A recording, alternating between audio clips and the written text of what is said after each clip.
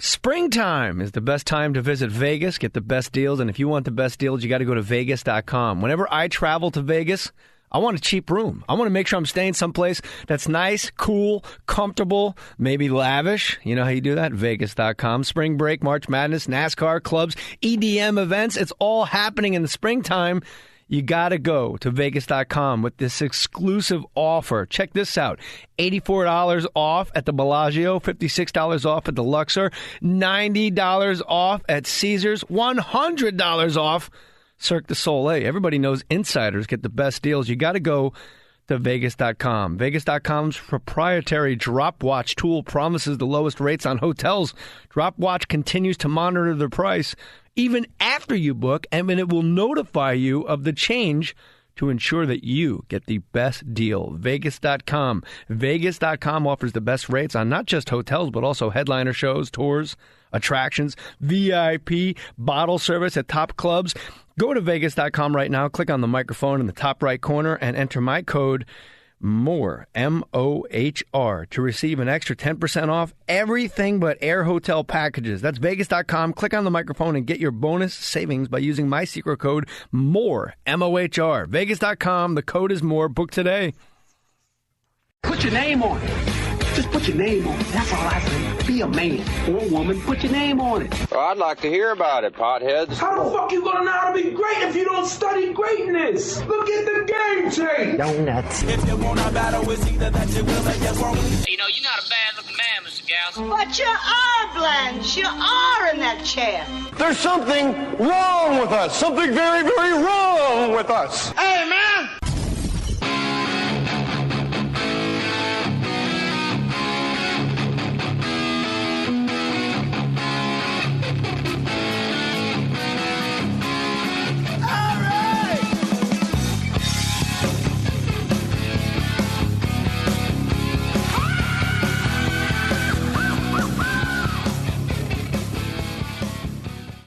More Stories podcast. Skylar Stone in the house. Thank you, brother, for coming on board. Yeah.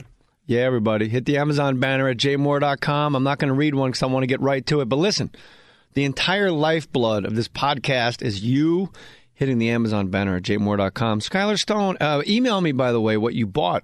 All the money goes right to my kid's college fund. I don't see a penny of it. That's all direct deposit. So if you really want to help me, you can buy stuff at jmohr.com. Hit the Amazon banner. Basically, Amazon just wants to know that you got there through.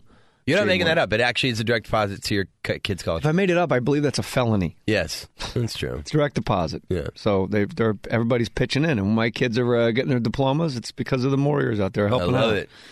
Skylar Stone, you got a website? I do, SkylarStone.com. Sorry, we're out of time. That's been More Stories. Sorry, Matt Damon. We'll get you next week. Yeah, SkylarStone.com. We just did a whole revamp. It's about to launch in about a week. It's going to look way better. It's weird having a website because the most important thing is having your dates up. Yeah, dates, but I just need it to be easy to update from my phone because I get really tired of calling somebody in India and walking me through just how to change from October 30th to October 31st. You had an actual man from India IT guy doing Skylar Stone? Yeah, I had IT guys just like, you go over, you use this codec code, and I get so freaking mad, and so I just got tired of it. You ever been to India? No, I've not been to India. Eddie Ift was on the podcast a while ago. I love Eddie. He was in India, and he said he saw a guy take a shit in the street, and a dog ran up and ate the shit out of the guy's ass. And then the dog ate his teeth because they were the brightest thing there, right? Maybe. Jesus Christ. Skylar Stone, newly Dude, he married. makes fun of me all the time. We make fun of each other. Oh, Eddie's teeth. Eddie's teeth. Oh, yeah. Eddie's got giant horse teeth like Dude, cats. Like, I was like, you didn't even jump on that. Right. I thought you were talking about like an Indian person's teeth. No, I wasn't clear. Sorry.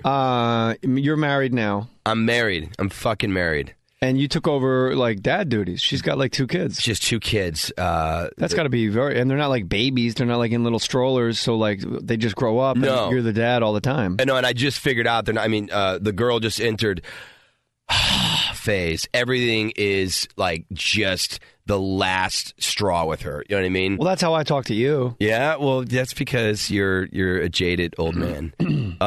No, but she literally everything is just sigh.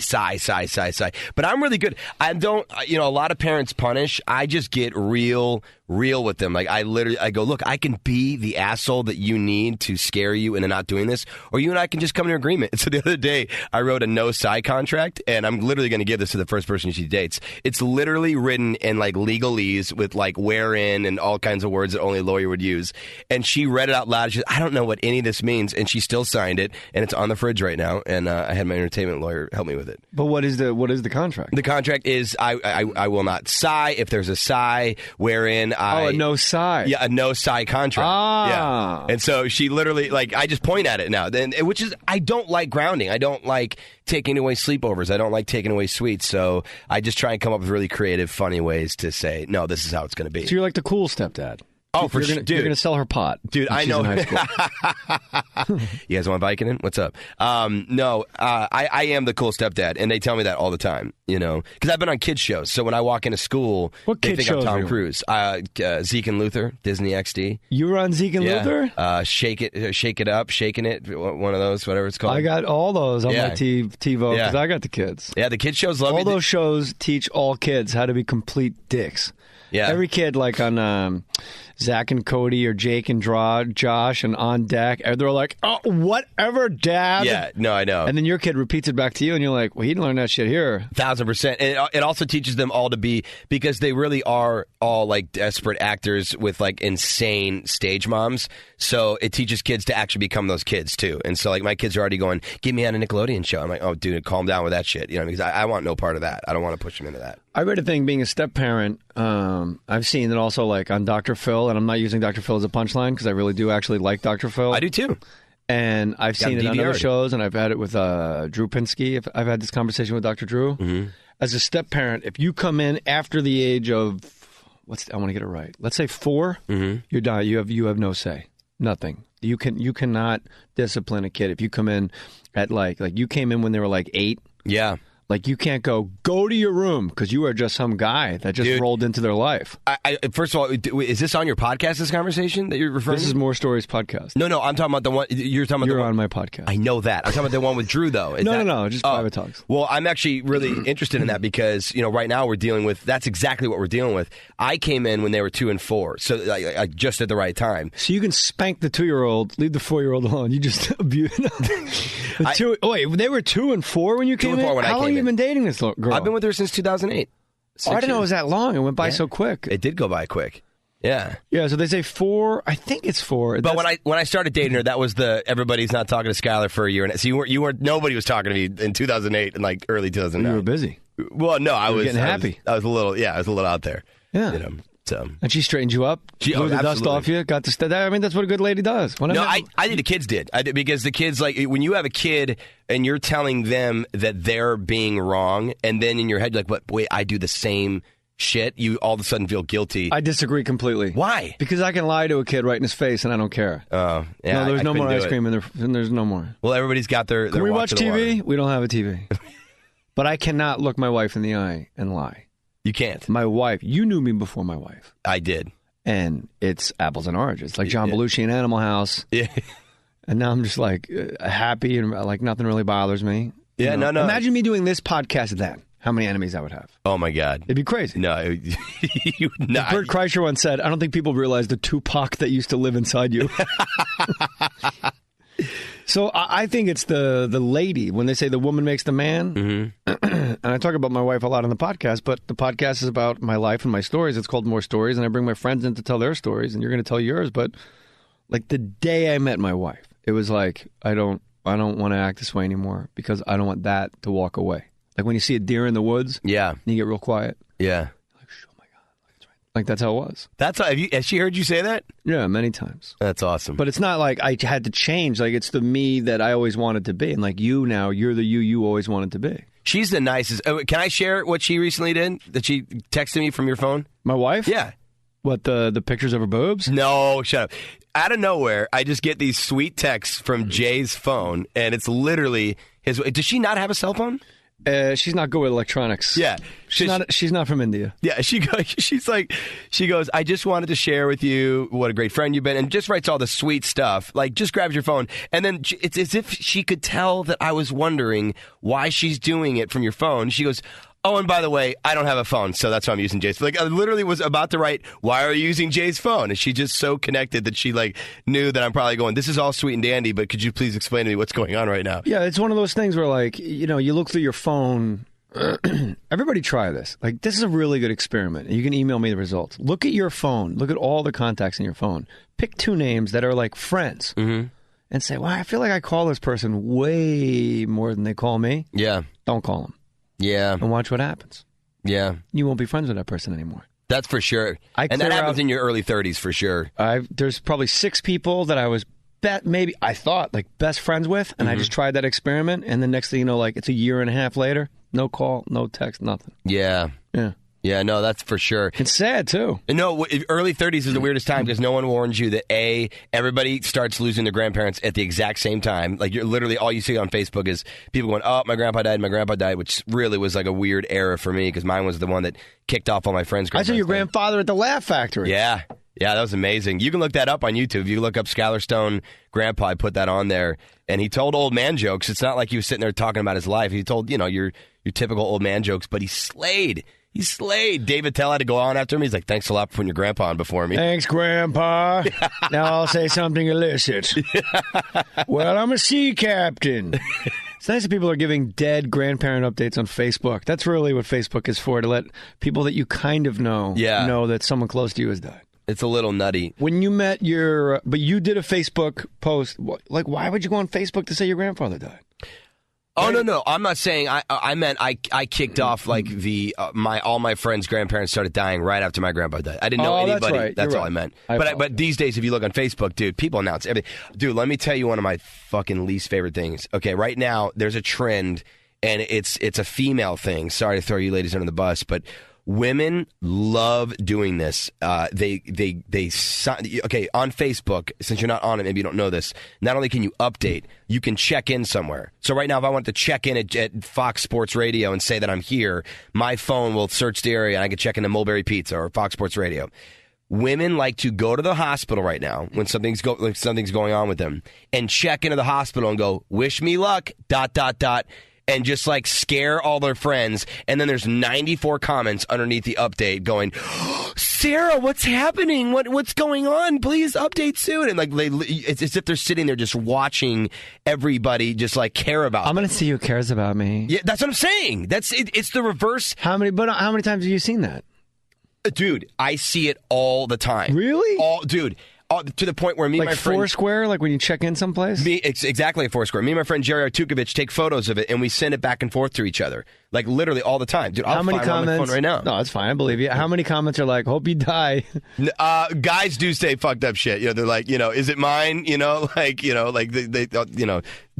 least like, is it mine? Or, I'm sorry. Oh, dude, I saw somebody make like an NFL. Someone said, you shouldn't be dating an NFL player. I hope it heals like fast. Like, guys say fucked up shit on Facebook, dude. I want to know about this. These are great stories Skylar's about to drop. Listen to this first. My friend, does shaving irritate your skin, give you nicks, bumps, razor burn? You probably blamed your razor all these years and thought upgrading it every time with the latest gimmick would make your problems go away. But upgrading your razors usually just cost you more money and made you feel ripped off. What you really needed all these years was to simply upgrade your shave cream. Shaving gels and foams are mostly air. Air is not a lubricant. This can cause irritation and discomfort. That's why you got to go by Cremo, C-R-E-M-O. Cremo is an impossibly slick foam-free shave cream. It comes in a tube, not a can. Almost any razor will glide effortlessly and comfortably over your sensitive skin if you use Cremo, with virtually no bumps, burn, or irritation. Don't waste money on complicated and costly razor blades. Get Cremo! At Walmart, Target, Walgreens, CVS, Pharmacy, you got to get the Cremo. I'm telling you, Cremo works. Red cap, white tube, Cremo. Tricom, my friends, works like no other anti-itch product in the wintertime. Let me tell you, my hands get like deep white cracks in them. But you know what? I finally discovered Tricom. I use it. Those cracks go away, and they have stayed away. Recent study shows that Tricom, 5 times more effective at reducing itch than 1% hydrocortisone, which is a topical steroid. You don't want to be on steroids, do you? Why are you going to rub steroids on your hands? What's wrong with you, boy? Tricom's formula has a patented soothing ingredients, steroid-free, Products containing steroids like hydrocortisone can thin the skin and can only be used sparingly. You can use Tricom anytime you want. Use Tricom to relieve winter itches, which is getting worse during these cold, dry winter months. Use Tricom in warmer months, too, on bug bites, poison ivy, poison oak, poison sumac, other common skin irritations. Use Tricom. Tricom works almost immediately, and the relief lasts. It's what I use. Tricom is backed by the itch-free guarantee. If you are unsatisfied with Tricom, you can mail back the empty tube for a full refund. Use the whole thing. They'll still give you your money back. Tricom, my friends. Get after it. No steroids, and it works. And I put my name on that. This morning, Sandra Sneed wrote a joyful status. This miss is a soon-to-be Mrs. Over 300 friends liked her engagement post, and it got 76 comments. Sandra, you're one popular gal. Geico also has a comment on your status. Did you know you could save hundreds of dollars on your car insurance in just 15 minutes by switching to Geico? Just a way we're trying to help cushion a nice little nest egg for the future misses. Hashtag getting hitched. Hashtag savings. Geico. 15 minutes could save you 15% or more on car insurance. All right. Can I say your fiance's name? Yeah, that's fine. Nicole, the first time my wife. Your wife. Yeah. I sat on my reading glasses. I'm not. Yeah. Okay, where did you meet this lady? Irvine Improv. Really? Yeah. What was she doing? She wasn't a waitress, was she? No. Oh, Come on, dude. No. Daddy don't play like that. So I'm at the Irvine Improv, and Joe Coy gets off stage. No, Jamie Kennedy gets off stage and goes, bro, you've got to see this girl over to the right, third row, unbelievable. Joe Coy gets off stage, goes, Jamie, you weren't kidding. And next thing you know, I get on stage, and don't ask me why I was going after both those guys. I wasn't headlining, but so I go on, and I see her, and I literally could not, take my eyes off her. And after the show, I go outside. I used to collect emails, and that's why I have, thousands of emails, and so I had this little clipboard. She comes over, puts her email down. I put a little star next to it. This is the MySpace days, so I searched her for on MySpace. I message her, and I'm like, "Hey, what's up?" I go, "You're really beautiful. We should hang out sometime." And she said, "Yeah, now's not a good time." And I'm like, "Oh, okay." And I told her that was just her way of, kind of just kicking me to the curb. And then 6 months later, she messaged me and said, "Hey, I'm getting a divorce. You want to hang out sometime?" So what she meant by that was hey, the shit's hitting the fan right now.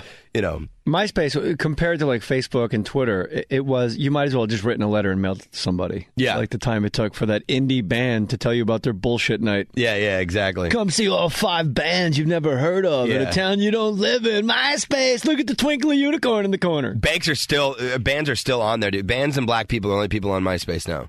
Why would black people be on MySpace? Dude, because I think they just feel like it's their own site. I swear on my life, if you go on there, it's bands and black people. Really? I swear on my life. What about black people in bands? What if it's Fishbone, Bad Brains, Parliament Funkadelic? Then all of a sudden, then they're set. Then I'm buying stock in MySpace. Yeah, absolutely. So where'd you guys go for your first date? On my podcast right here, I've told people first date with my wife. We went to the nativity scene on Ocean Boulevard in Santa Monica, and they line up all the mannequins. Oh, yeah. And they do Station of the Cross and all that. That's not a bad first date. Yeah, and the ocean's behind you, and it's so serene. Were you nervous? Yeah, I was nervous, and it was, this can't be real. It can't be happening. Yeah. I can't really be walking down the street with Nikki Cox. Yeah. Where is the paparazzi? Where are the trumpets? Yeah. Why isn't everyone going, what? What's going on here? Why? What time did the magazines come out tomorrow? Yeah. Surely. Yeah, surely. Why isn't the CNN ticker? Did you cover it up with jokes? Were you just trying to be extra funny? I learned immediately she's as funny and funnier than I am. So she's hilarious. There's no reference. If you do you could do a line from Annie Hall and she'll do the next 4 and you're like, oof. Because one thing that comics have reference over everyone is you out reference and then you get to explain it to them and make the person feel dumb. Oh, dude, that's me in Nicole's relationship. She's like, so the Talking Heads, that's a show or a band? No, it's a band. Stop making sense. Why would they call it that? No, it was a conceptual thing. Yeah, exactly. But my wife, she taught me, stuff. A lot of I didn't know Sondheim, and I didn't know what a great director Fosse was, and that Lenny was directed by, Bob Fosse, and Is she the one that turned you on to Wainwright? Yes. She is? Yeah. But that's fun either way, though. It's fun that you have someone that's right there with you. But with Nicole, she said she loves it. She's like, look, I just, my father, as sweet and as smart as he is, like he's not, he's a washer and dryer repairman. He's never been the guy that's like gone out to try and learn everything about every band and every movie. She's like, so I feel like you're, doing something for me that nobody else did. You know what I mean? So it's good either way. You know what I mean? So you're also a father figure. I mean, I guess. They say women are either running towards their father when they get married or they're running away from their father when they get married. No, because he's still in her life and he's a great man. So no, not yeah. So she's running toward. Something about you reminds her of her father. Oh yeah, I could definitely take that. Yeah. You're always fixing washers and dryers. you know me, dude. I can't even turn on my printer. Where'd you guys go on your first date? First date. It's actually insane because I took her to a place that I thought would be classy. When I first moved here, I used to drive cars for Cadillac, and I picked up like all these people. I picked up Russell Crowe. I took him to the Academy Awards, and I swear, took him. You to were the Academy like a driver. I was his driver. Did you wear like a little hat? Yeah, no hat. You just had to have black pants, white shirt, black tie, and you weren't. You could introduce yourself. But the rule was you don't speak unless spoken to. You know what I mean? And then once they open that up, you're allowed to, play it as it goes. So I pick up Russell Crowe, and he doesn't talk to me for like 10 minutes. He's just making out with this chick. And then all of a sudden, he goes, pull over, mate. And so I pull over, and he goes, here, get out of the car. And he hands me cash. And I'm like, what do you want me to do? And he goes, just get some stuff from the store. And so there's a store that we're like close to Hollywood and Highland, and that's where, the Academy Awards are, for those of you out that don't know. And so I go over to the store. I'm walking around, and I could tell I believe in pheromones. I believe in signs. I could tell that he was about to hook up. And I know he hooked up. So I went in there, and I'm walking around. I'm letting him have a good time. I'm picking up some stuff. I got some gum and whatever. I go back to the car. It's a big Cadillac Escalade. The reason they had us driving all these was they were debuting the Cadillac Escalade. So I come back, and Russell definitely, got a feel for it, if you know what I mean. I come into the car, and I get in the car. I drive to the Academy Awards. I had to circle around twice because by the way, it's a big deal. It is like a military operation when you're dropping someone out the Academy Awards. Like, well, I would hope. First of all, I would hope so. Well, dude, you said that you guys wouldn't believe how crazy it is to drop Russell Crowe off at the Academy Awards. I thought I would just pull up and say, "Beat it." Apparently, there's a whole system in place. I don't just so guys don't get murdered. I don't just mean security wise. I'm sorry. So let me be clear. I mean like publicists have an opinion as to when somebody you don't want to show up when Tom Cruise has already shown up because now you're not going to get the photos because they're already focused on Tom Cruise. So there was like a walkie-talkie in the car that's literally just a publicist and a security detail informing me, all right, okay, we got Tom leaving. Tom is leaving. Okay, all right, this would be a great time for Russell. Are you near? And I'd have to be like, I'm sorry, I'm not. And then they're screaming at you as if it's your fault that there's all this congestion and all these paparazzi and autograph hounds out there. Jamie Kennedy just left. Land now. Jamie Kennedy because we kicked him out. Okay, he wasn't Kennedy, invited. Bring in Russell Crowe. Actually, this is like 2000. Jamie might have been invited. So you know what's great about your improv story? Joe Coy, Skylar Stone, Jamie Kennedy. Joe Coy completely bald. Out of the three, has the best head of hair. What do you mean? He's just got better hair than all of you. Better than me? Yeah. What's wrong with my hair? Nothing. I'm right behind you. Go on. So you're at the Academy Awards. Good hair. I've had it done 3 times. A huge laugh. I've had it done 3 times. You what? I've had my hair done 3 times. You've had plugs? Not plugs. They take it from the back of your head and they move it up front. Well, what do you call that then? It's hair restoration. It's 1,000% different. They used to put fake hair and plug it into your hair. I remember. And it wasn't real hair. That's why it was called plugs. Okay. But now they cut you open in the back of your head and they take the follicles out and they plant it. It's like chia head. You've had it done. But if it worked, why'd you do it 3 times? Because it kept and the only reason I kept going behind the work.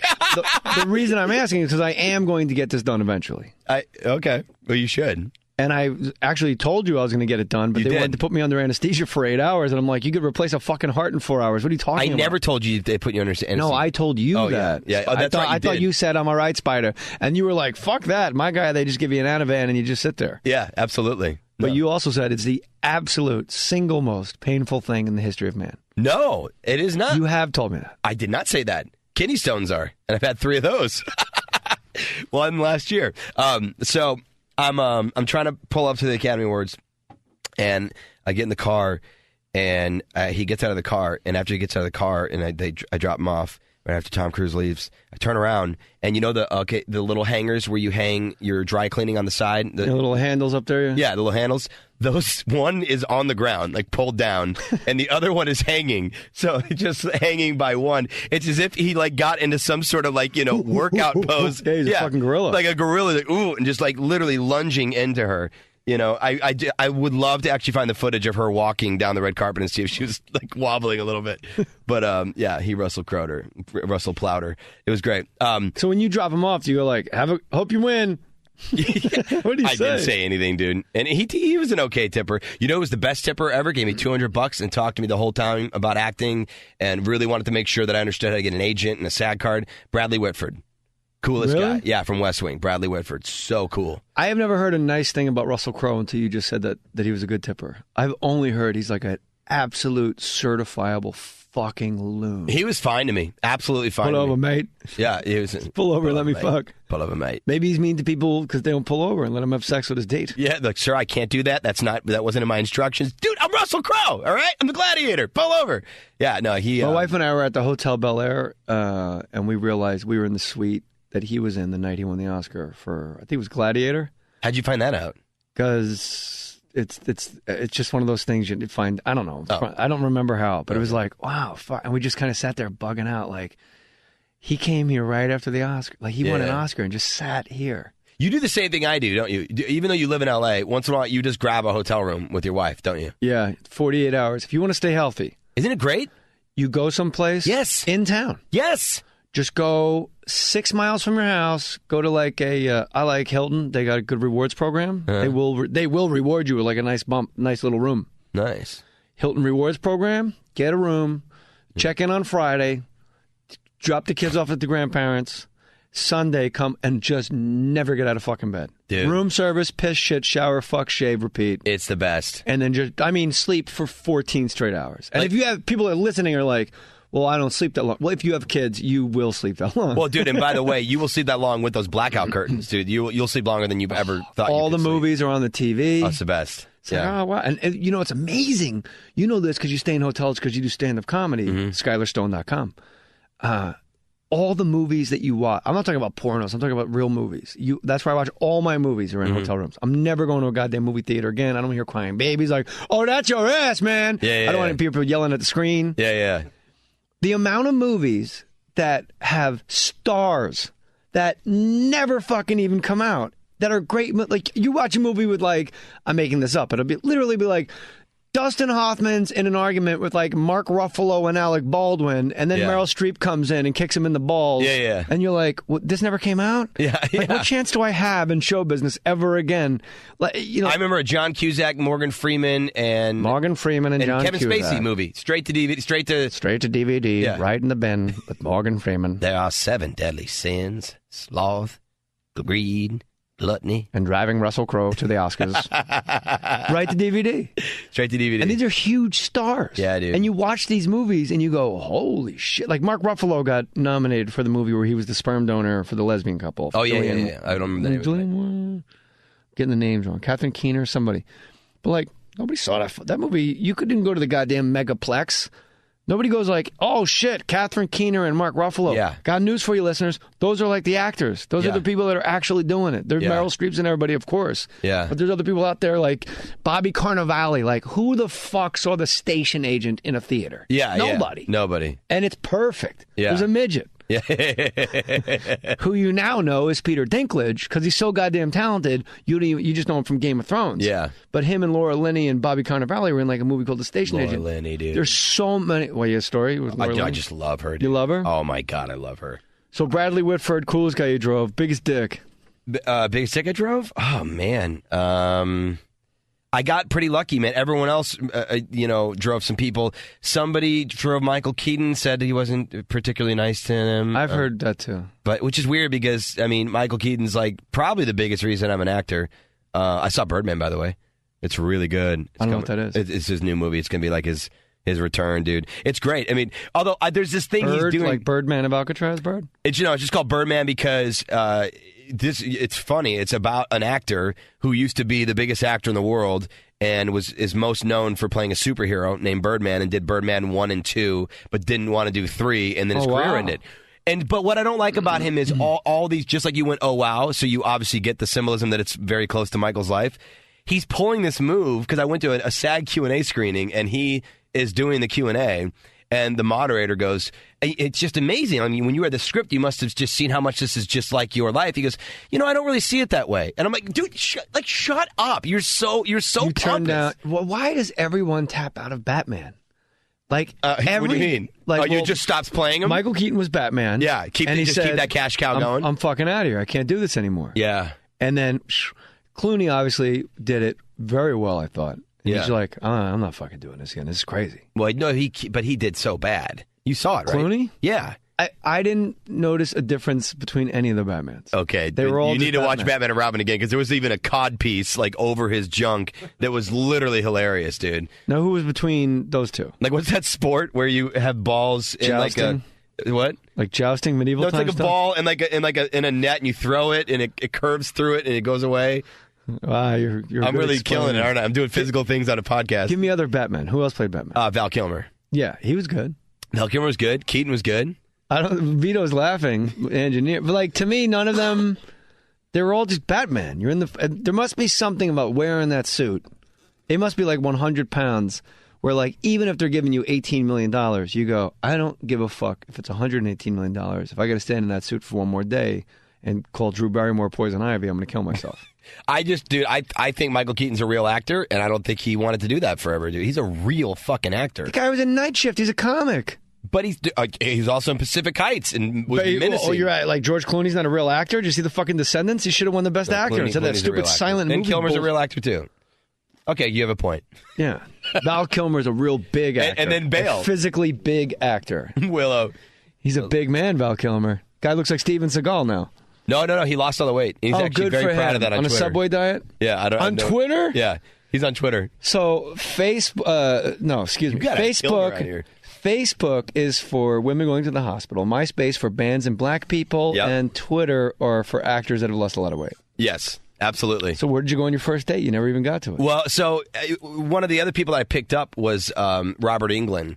Freddy Krueger. Great guy. He is a great guy. Great guy. And so, real quick story about him. I pick him up in Laguna Hills, and he's a presenter at the Golden Trailer Awards, which is the Oscars for movie trailers.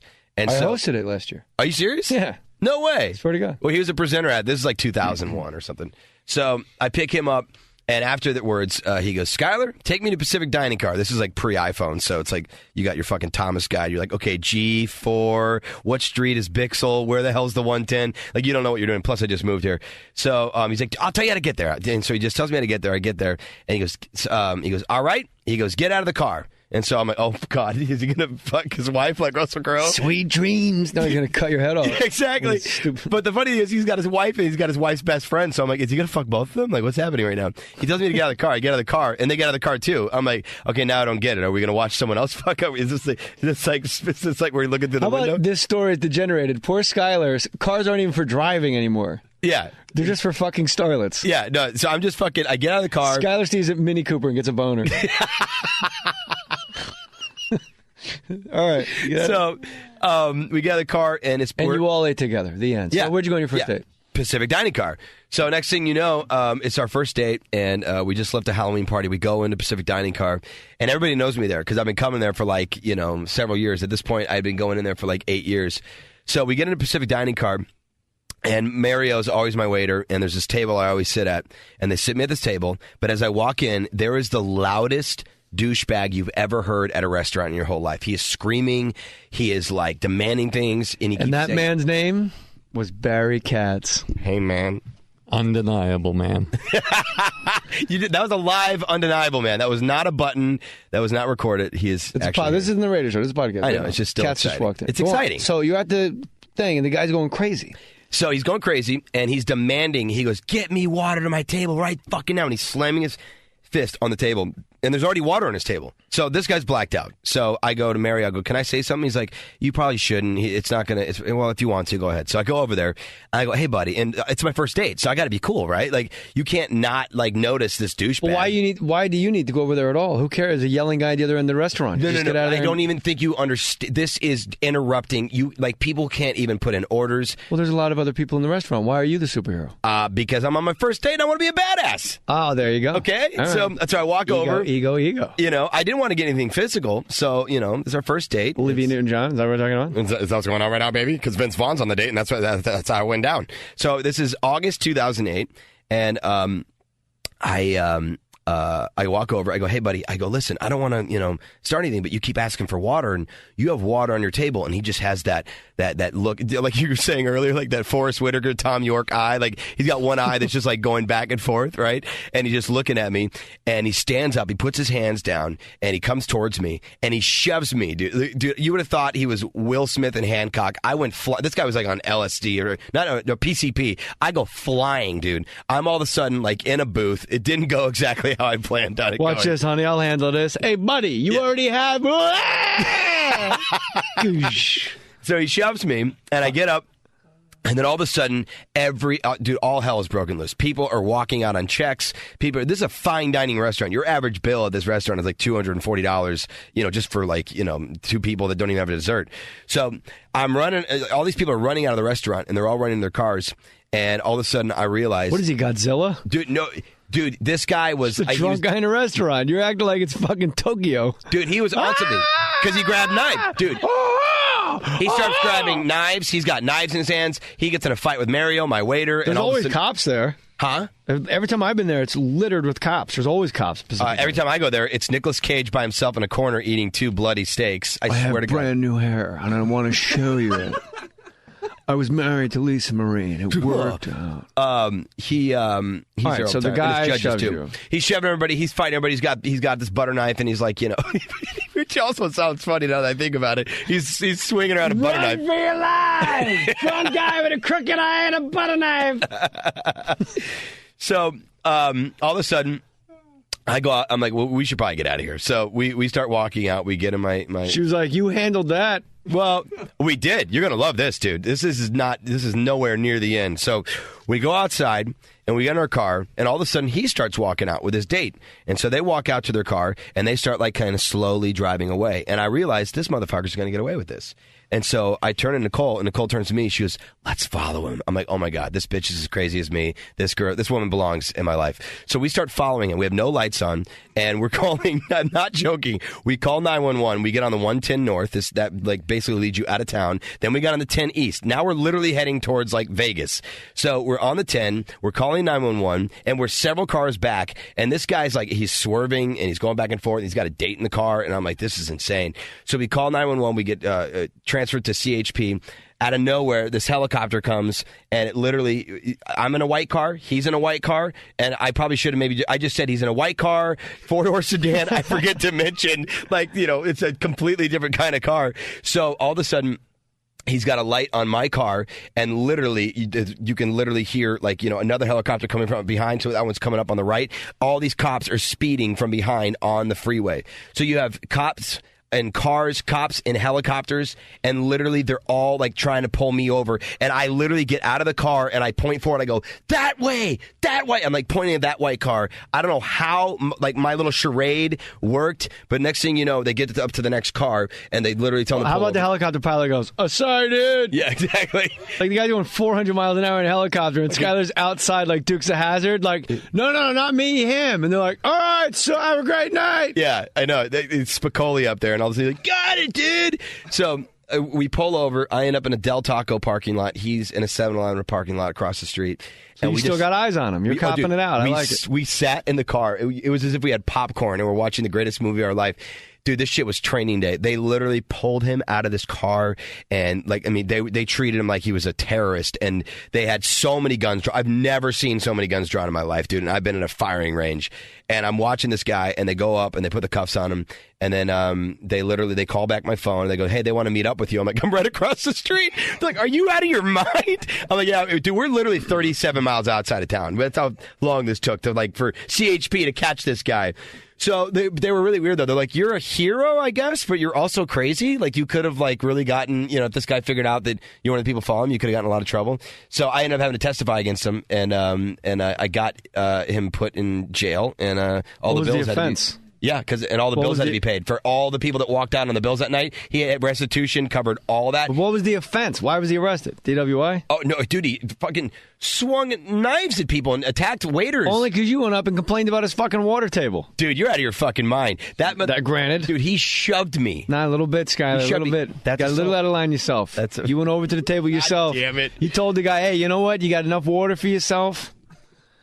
All right, maybe I should have mind my own business. But the point is... No, it's a great story. Yeah. And you followed that guy. I have one diner story that's not nearly as interesting as yours, and it's quick. I walk into the Market Diner across my apartment when I have an apartment in Manhattan, and it's just a place where, like, limo drivers go and Irish mob guys go. Uh-huh. I walk into the Market Diner. It's like 11 in the morning, and I just go to get my coffee before I go to, like, Katz's office for a meeting. Yeah. And there is a 600-pound man on a stool. Like, the stool at the counter of a diner. Yeah. It only holds, like, your ass or my ass. Mm-hmm. This guy's ass is like 18 asses. So, like, only, like, his asshole. So he's probably actually enjoying it. Is on the stool, and he's, like, just kind of blobbing and flowing over the, like, two stools on either side. Mm-hmm. And then the waitress, Mary Muldoon, she comes out and she goes, "How's your lobster, hon?" And he goes, "Awful."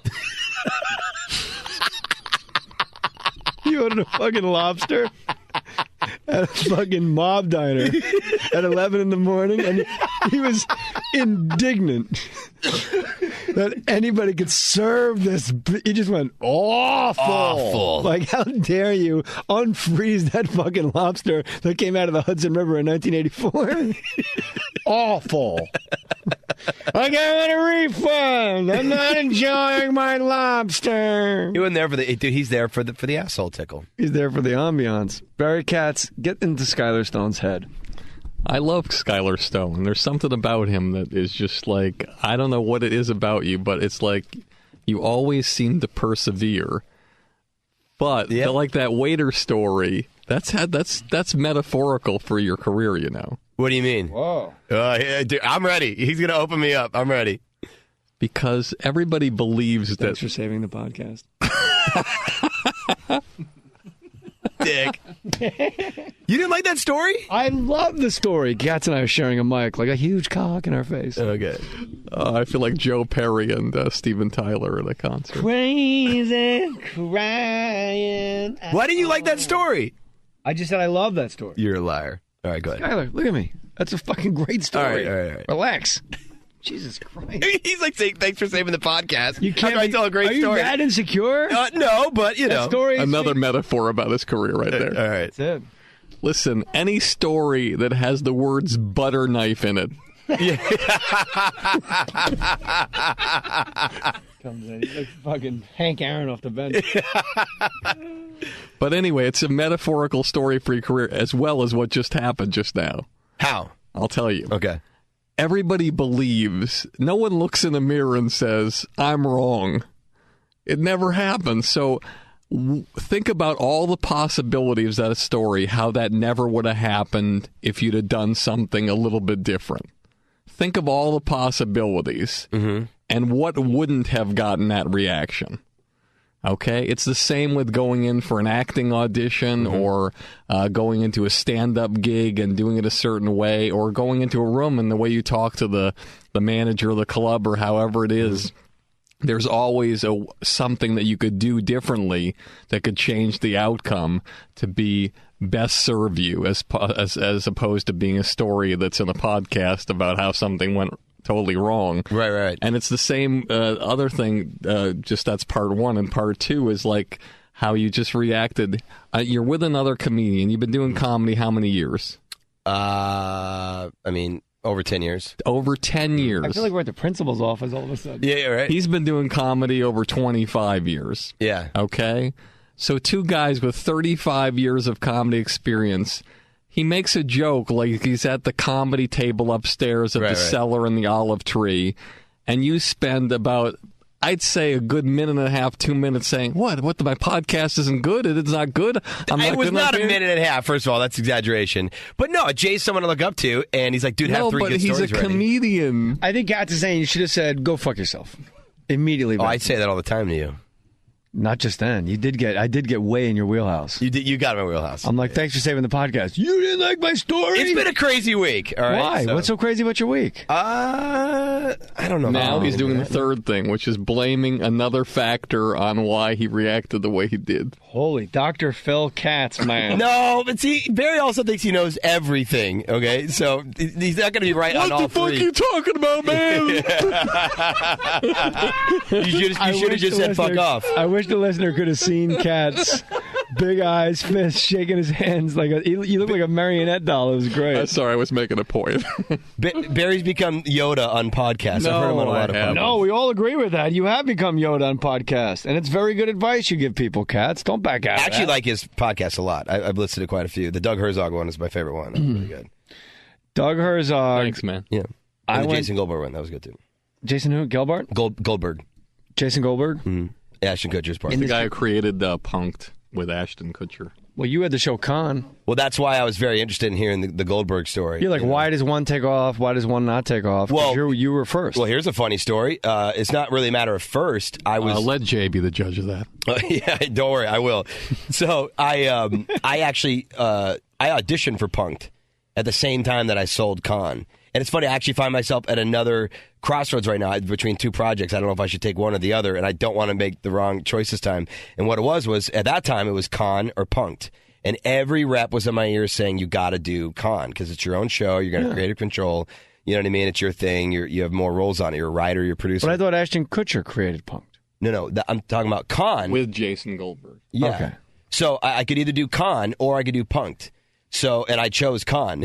And I look back sometimes and I'm like, I look at Dak Shepard and then I look at, myself. Oh, you would have been like one of the guys on Punk'd. Yes, because what happened was I got an audition and I went over to Santa Monica and I wanted to blow their minds.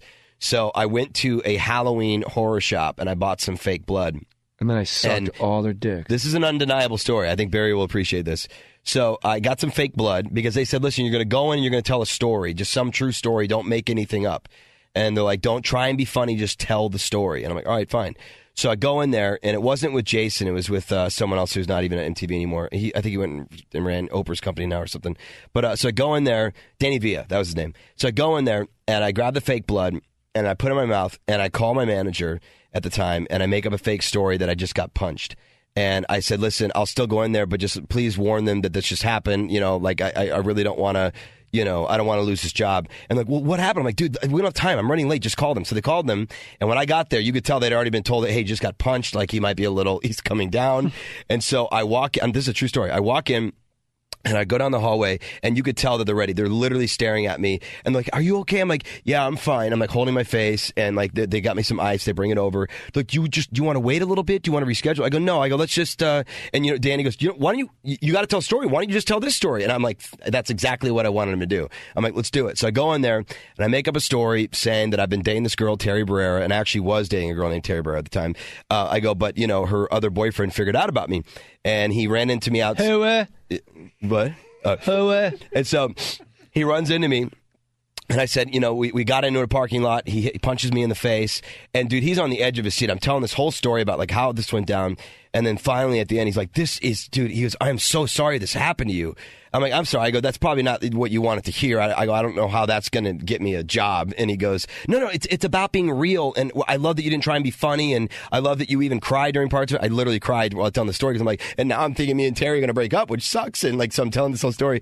And he goes, all right, Skyler, well, if there's anything I can do, let me know. I'm like, well, you've just been punked. And I put the fake blood on the table and I walked out of the room. Oh, boss move. They called my reps so fast, and they were like, we want him on the show, like we want to do this. And my reps at the time were like, dude, you're like already like, you just pitched Comedy Central, they want the show. Why would you go be on someone else's show when you can have your own show? You didn't make the wrong decision. I know your account. Yeah, I know your checkbook and your wallet says you're an idiot. But Barry Katz sitting to my right, Steven Tyler to my Joe Perry, or vice versa. Yeah. If you have a shot in this town, you get one at bat to have creative control and own something. not have a salary, not pull a check like a two-guard on an NBA team, to actually be the guy cutting the checks, to be that owner, you got to take that hack. Right? I mean, you absolutely have to, and you got on Punk'd, it's a minimum wage. It's like literally $967 a show. But look at everybody that did Punk'd. No, BJ Novak. Put the list together of all the people who've done Punk'd. It bothers you. Put the list together and put the whole list together every season, and then list how many broke through. Yes, Whitney and Dax and BJ broke through. It's a lot of names that you don't know, that nobody knows that didn't. Skylar Stone. So you had your shot.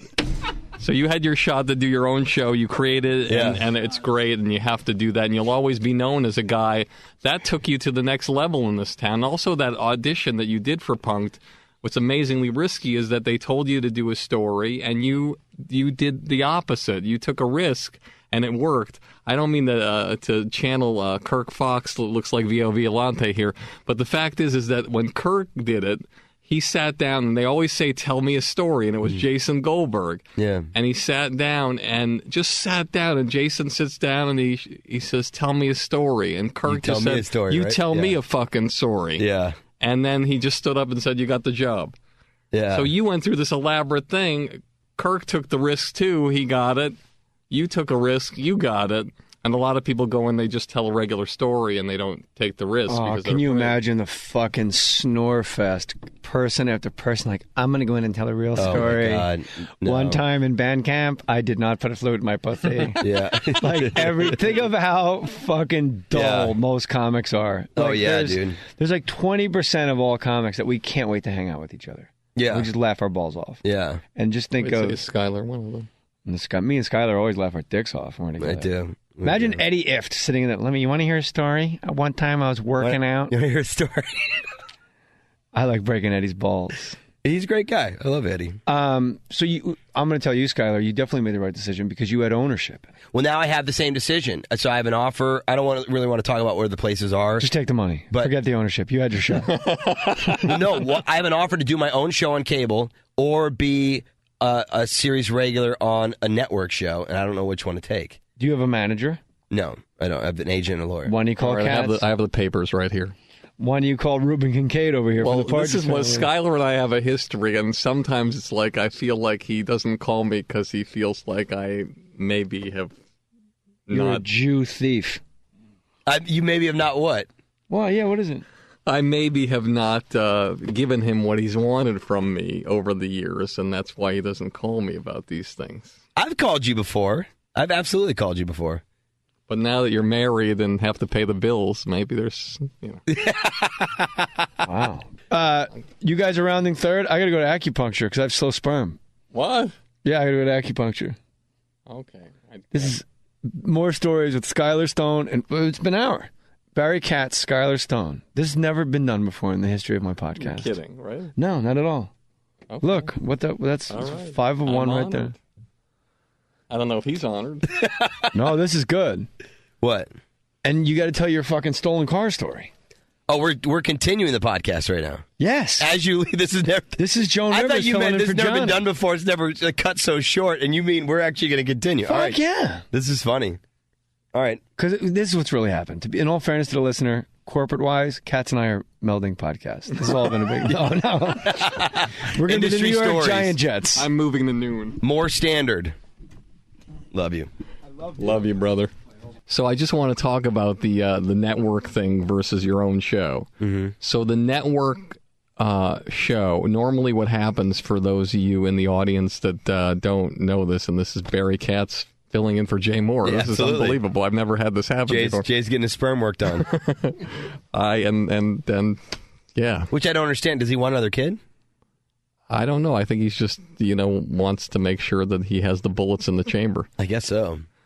So normally what happens when you said you have a network television opportunity as a series regular, for those of you who don't know, what happens is you audition for something with a casting director, and then if they like you, they bring you back for the producers, and then you're in a room and you audition for the producers. Then if they like you, they might bring you back for a second callback, or they might just decide right then and there to test you. And what that means to test you is that means that they do a contract with you that's like 6 years, 6.5 years, 7 years of your rates and everything you're going to do. Then you go and you test with other people for the network in a room with for the studio in a room with all the people who are financing the show, like at a Sony or a studio like that. And then if they like you, they'll bring you forward to the network, and then if the network likes you, you'll get the show. Mm-hmm. But normally networks do pilot episodes. They don't do full series commitments unless you're like doing something like a company called Denmark Mercury, which does 1090 deals, which is like the Tyler Perry model, where they'll actually just not even do a pilot. They'll shoot 10 episodes, and then they'll decide from the ratings whether they're going to do another 90. Yeah, Anger Management did that. Yes. Yeah. And so for you in this network series regular thing, are you saying that you've already tested? Yeah, it's a prank show, and I already did a presentation, and now they want to do like a full-blown pilot. Got it. So they want to do a pilot. So that doesn't make any difference if they want to do a pilot or not, because how many pilots get picked up in network television? Yeah. Maybe 3%. So is it that low, you think? It's that low. Wow. It's sometimes it's less. Now, sometimes it's more because the networks are reducing their costs of what they're doing. So you have a company, let's say like CBS, a network that used to do like 20 half-hour pilots, and now there's like one slot, and now they'll do 8. So the odds of when CBS does a pilot are probably, 15% of it getting going, as opposed to, but that's because they're doing less. But in other places, it's much less. So what I'm saying is that if the odds are the same of your pilot, where you're going to be doing it, where it's your show that you create, the same as the odds at the other place, well, then why not go to a place where you control the variables? Yeah. And even if the same thing happens again, the fact is that people are going to know. That's Skylar Stone. It's unbelievable. I don't know how he does it, but like he came out here, he got Comics on Delivery, Comics on Demand. What was it? Wait, my show? Yeah, what's the name of the game? It's called Con. Con. On Comedy Central. But Con stood for? No, it was just Con. Con, I'm sorry. It's okay. Yeah, and so you did Con, and you just came to town, and you got your own show, which got on the air. Yeah. For a certain number of episodes. That's 24, yeah. 24 episodes. No, I was 24 years old, I was saying, but it was 6 How many episodes? 6. Yeah.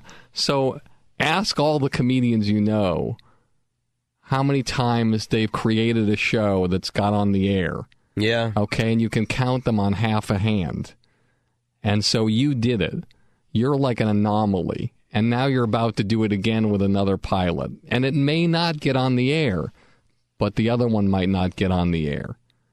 And chances are, if you're going to get a job on that prank show that isn't yours, you're going to have a chance to get on another show that's a prank show, because people are developing prank shows all the time. Yeah. Including you. Yeah. So that's my advice. Always go. So just keep taking the bigger swing where you can have. I mean, because I stand to make more if my own show goes, because it's my. I would tell you that if you stood to make less. Oh, really? So it's more about the creative control. Creative control and the respect of knowing that you are a creator, an executive producer, a writer, and a performer. All in one. It's like doing stand-up. That's the greatest thing about being a stand-up comedian for all the comedians listening. You get to write, direct, produce, star in your own show. I mean, every single time you go on, whether it's at an open mic or you're headlining a show, it's the greatest. And well, I hope I get this one on. I mean, this is, so I've been out here, so if it was 2004 when I sold Con, this will be the 4th time I've created a show and gotten it to pilot at least, which is pretty good. And I'm saying this again. Mm-hmm. You know comedians very well, right? Mm-hmm. Yeah. Name one person who's created 4 television shows that have gone to pilot in 10 years.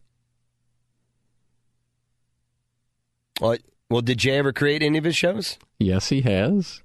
Because he created more stories, right? Yes, he has. I mean, more sports. The point I'm trying to make, why I shouldn't ask the question, is the fact that literally it's like 1% of 1% of 1%. Mm-hmm. So what you're able to do is really amazing. The only thing holding you back is the fact that one of these things hasn't gone the distance yet. And once it does, people will be looking at you in a different light. It's like you take somebody like Aziz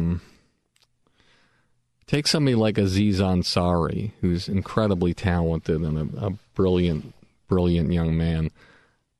When he was doing comedy in New York, I think he would admit to this if he were sitting here, he was doing a lot of spots after midnight at the Comedy Cellar. Mm-hmm. But a role came around that was right for him. Now, if you look at the breakdowns, and for those of you who don't know, the breakdowns are all the roles in television and film from all different types, and it describes every kind of race, religion, age. If you look at the breakdowns over a year in network television, I mean, you would find like the most limited handful of roles for somebody like Aziz Ansari. But that role was there. Amy Poehler saw a role in that way, I believe, and Greg Daniels, I think. Mm-hmm. And they auditioned people who were that type.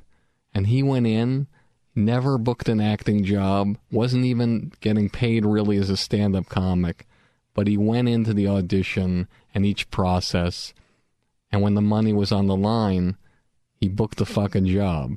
And he booked the job, and that pilot went.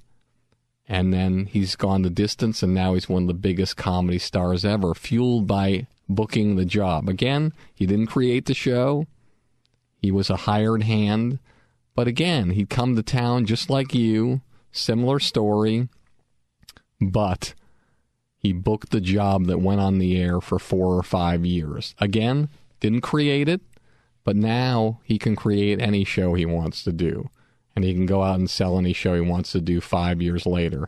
Not a bad college education, and also being a guy who's internationally known as a stand-up as well. But isn't that example an example as to why I should be thinking about the network? Because you're talking about Parks and Rec, and he was a hired hand, and now he can create anything he wants. The difference being is your show is not a scripted show that you're talking about. It's a prank show. Yeah. It's just, that's a different thing. A prank show has a 1-year life of a person behind the scenes. Whitney Cummings, 1 year. Dax Shepard, 1 year. It's and Whitney Cummings, people talk about, well, Punk'd broke this or did that, and Punk'd had a lot to do with a lot of things. But Whitney Cummings is one of the hardest working people I've ever known in my entire life. And you honestly work very, very hard. You have a lot of distractions, and now you have more distractions because you got married. Yeah. And I say this to anybody who listens because I don't mean it to be depressing. Very, very few comedians make it when they're married and have kids and then make it. They normally make it and then make the decision to start a family and have kids. Mm-hmm. Because the amount of work it takes to be a great parent and a great husband and to really do what you have to do in that relationship, if you really add up the hours in the day, it's an extraordinary amount of hours. Mm-hmm. And so if you're single and you have those hours open, you have them to dedicate to work on your acting, to work on your stand-up, to work on your writing, and it's all open time. And if you add up that extra 20 or 30 hours a week over 50 weeks or so, that's a lot of hours. That's a lot of weeks, and it accelerates your career. So the challenge that you have is the fact that you are in a relationship and you are a great husband and you are a great dad. And that's something that takes hours. And so the fact that you're on the verge of something, with that happening, you could again be somebody who's one of the first to do something like that as well. You can't think of anybody that made it after kids? I'm saying there's very, very few. Yeah. I mean, you're right. Seinfeld did kids, family after. Think about it. A lot of people did kids, family after. Larry David, I don't even know if he has kids. But yeah, no, you're right. A lot of them, didn't. But the good thing about me is, I mean, they're my stepkids, so they're not with me 100% of the time. So, you know, that does cut down on some of the time. And the other thing is my wife is very supportive, and like sometimes I look at her, I go, "Hey, I've got to do this right now," and she just gets that. Like, we're very good at passing the baton. And she's an amazing woman, and she's you know, awesome. One of the things, and again, I believe met her just briefly at I think it was a Ralphie May, the Ralphie May show in Vegas with Lana. Yeah. Getting a little emotional here, but I met your wife to be, and I saw you together, and I thought to myself, this is why every time you turn on the radio, every song is written about love and what love is supposed to be and what a relationship is supposed to be. Mm-hmm. Because I saw you as a person who was in love with somebody who had existing family and existing kids and drama. A lot of drama in the background, because whenever you have somebody who has kids, there's another person. My mother used to say this I thought it was horrible when she said it. She used to say about divorce, death is sweeter. If somebody passes away, it's horrible, but they're not there anymore. Yeah. But in divorce, they're always there. Yeah. And there's always that factor. And I saw you two together, and I thought to myself, that's the kind of love that everybody wants and everybody should have. And yeah. And to have it with that in the background makes it stronger. I mean, she's always tried to tell me that, because I've been weak before. I've said, "Oh my God, I got to go. You know, he's too much." You know, because he tries to make me leave, the ex. But she's always gave me that look like we can. You said earlier, I always persevere, and she's used that words too. She's like, you know, we can persevere. We can get through this, and we have. I don't know how, but we totally have. You know, I've spent a lot of money in family law courts. I'm sure you have as well, but that's an ugly place, dude. That's a great quote. Your mom said that? Yes. That's a great quote. Correct me if I'm wrong, weren't you visiting your mom when you were going to see Ralphie? Yeah, I was on my way to visit her, yes. Yeah, that's right. I remember that. So I think that for you, it's like what you're talking about with this stuff. It's fascinating, because it's like true of any profession. It's like all you got to do is do great work and just get to the point where you get the shot to do it over and over again and show people over and over again. It's like Jay on the radio.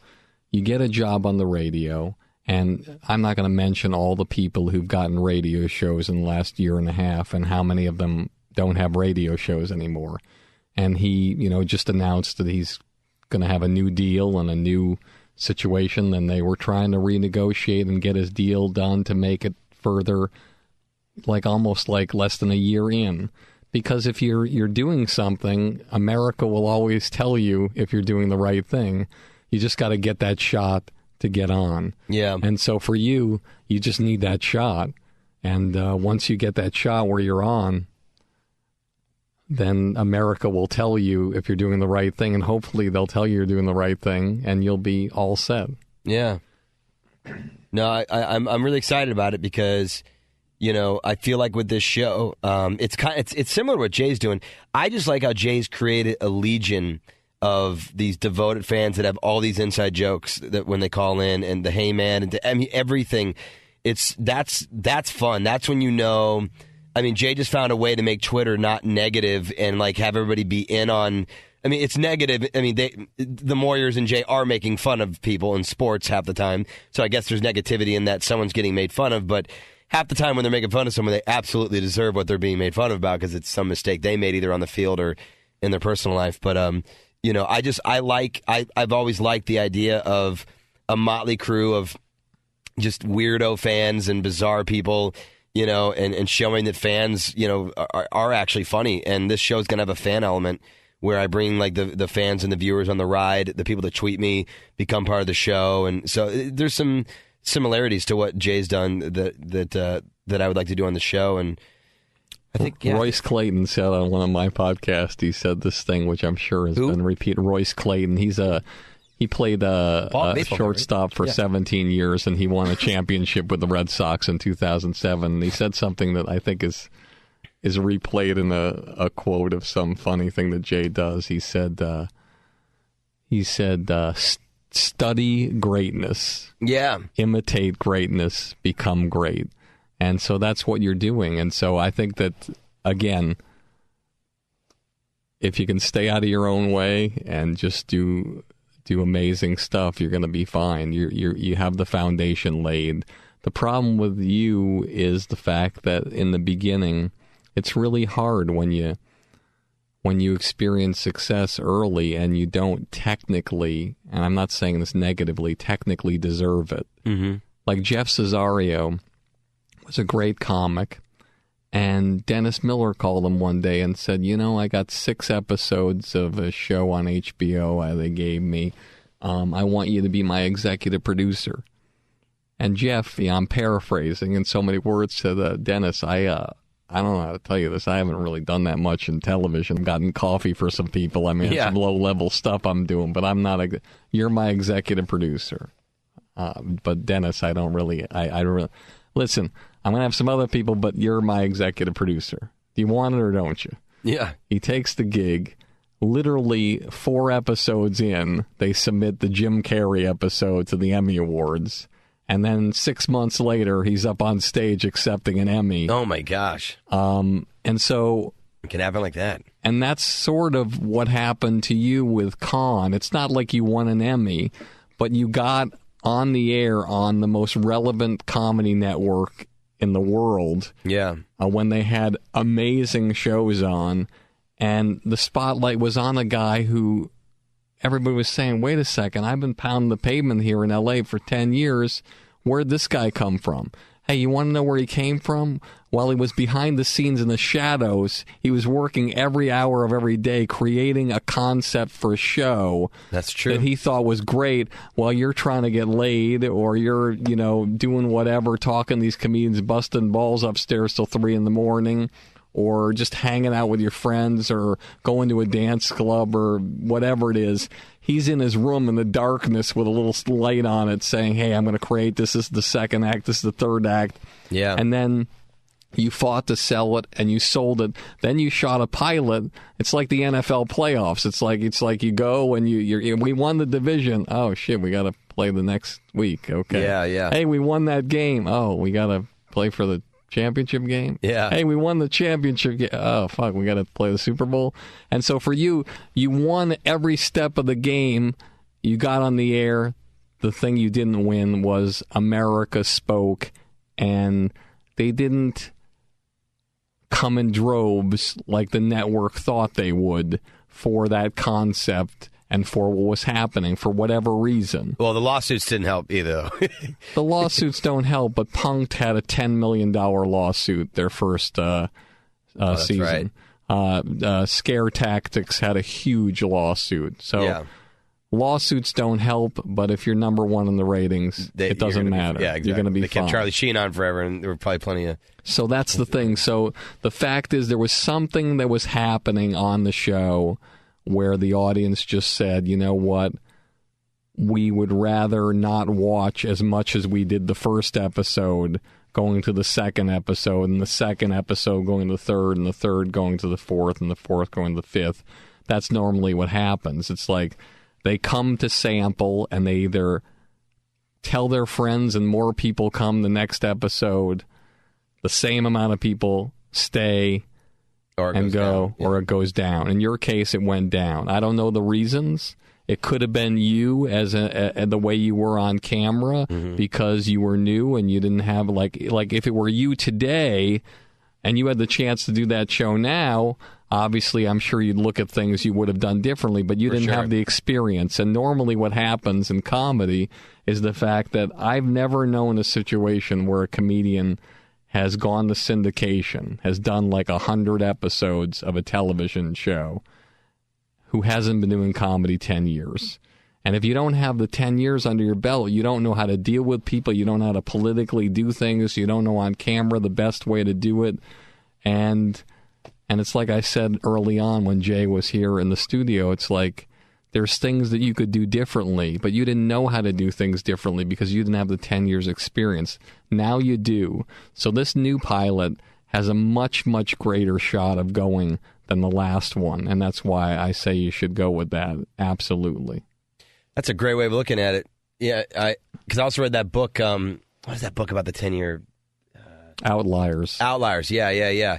I read that a couple years ago, and I feel like I just kind of hit my 10-year mark. I mean, if you want to be technical, the first time I ever stepped on stage at stand-up was 1999, but then I didn't do it for 3 years after that. You know what I mean? So, like, it really has been about 10 years, just a little over, actually. But when I read the book, it hadn't been. I was like, oh, I wonder how I'll feel in a couple years when I actually hit that 10-year mark. And I don't know, man. I feel like I'm handling people better than ever. I have problems with people, and it goes better. Like if something goes down, I don't. I mean, today wasn't a great example because I was about to say I don't take things as personally as I used to, but then you saw me earlier. But you have to understand, Jay is like Jay. I put Jay in a different category than people. He's just. I wouldn't be where I'm at without him. So, and neither would I. Yeah. And, so I think I'm more sensitive for still with him. There's something about him that I don't know. I even find myself not completely 1,000% being myself around Jay. If that sounds weird to you, I don't know. But when you looked at someone and said, "Wow, I really like this guy. I want to do what he does," and then somehow you end up being his friend, I don't know. It's a different experience than when you just met somebody before it, or so. I don't know. There's just something. There's something